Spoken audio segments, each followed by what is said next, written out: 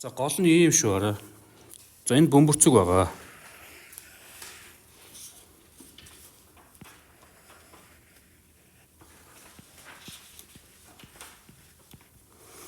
Энэ бөмбөрцгийн гадаргууд дээр нь 3 цэг байгаа тий? 3 цэг байгаа. 3 цэгээ бид нэр ингэж ойлгож болохгүй. Яг ингээд энэ 3 дээр байгаа гэж ойлгож болохгүй.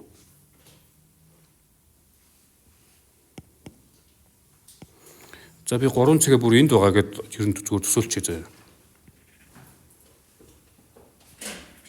Энэ одоо жишээл бөмбөрцгийн гадаргууд дээр байгаа юм шиг харагдаж байна.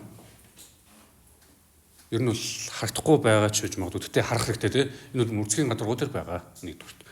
Хоёрдугаар энэ 3 тоо Пифагорын гурвалжин үүсгэн. Пифагорын гурвал үүсгэн. Өөрөөр хэлбэл 6-гийн квадрат дээр 8-ийн квадратыг нэмэхээр юу болох вэ? 10-ийн квадрат болно.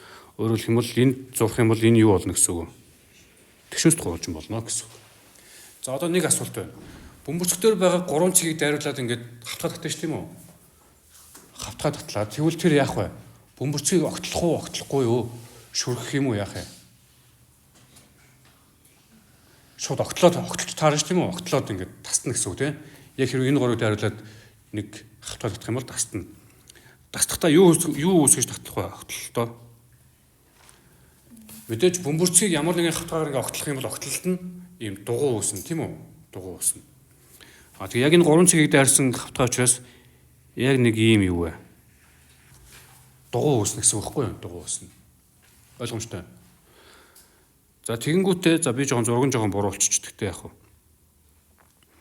Энэ 10 нь болохоор тэр тойргийн юу болох вэ? Диаметр болно. Диаметр болно. Энд нь тэгшүүнс гурвалж байгаа ч тийм диаметр болно. За одоо тэгэнгүүт нь заяа. Одоо энийг эн чинь одоо ингэж жоохон далийн харагдаад байгаа шүү дээ биднэрт.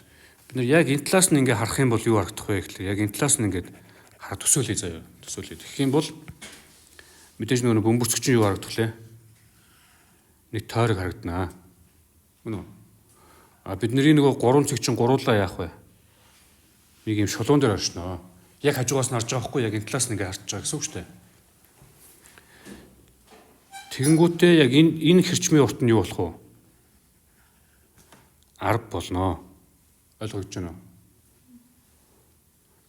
Одоо яг энэ талаас нь ингээд хажуугаас нь харчих юм бол цэхэр тойрог улаан гурвалж хоёр ч ингээд давцаад харагдах байхгүй давцаж харагдана. Ойлгож байгаа үстэй давцаж харагдана. За энэний урт 10 учраас энд 5 байж таарна. Тэгээ эн чинь ингээд хавтгаа шүү дээ тийм үү? Ингээд хавтгаа гэдэг чинь төсвөлгөөр үлж байгаа. Энэ тойргийг авалсан хавтгаа ингээд байж байгаа. Тэгээд юг боллоо гэдэг юм бэ гэхэлэр тойргийн төвөөс юу вэ?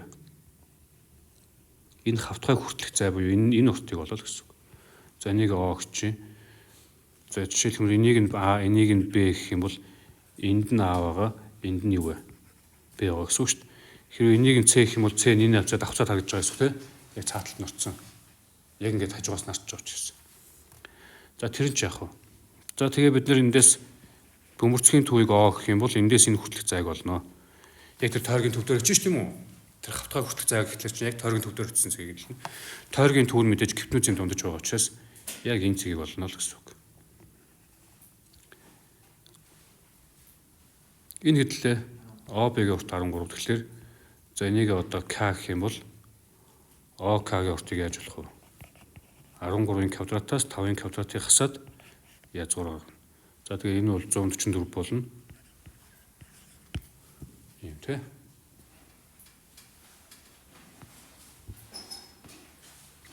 За энэ бодлого бол төсөөлж чадж гэнэ үгүй юу гэдгийг чинь л ер нь шалгаж байгаа гэсэн.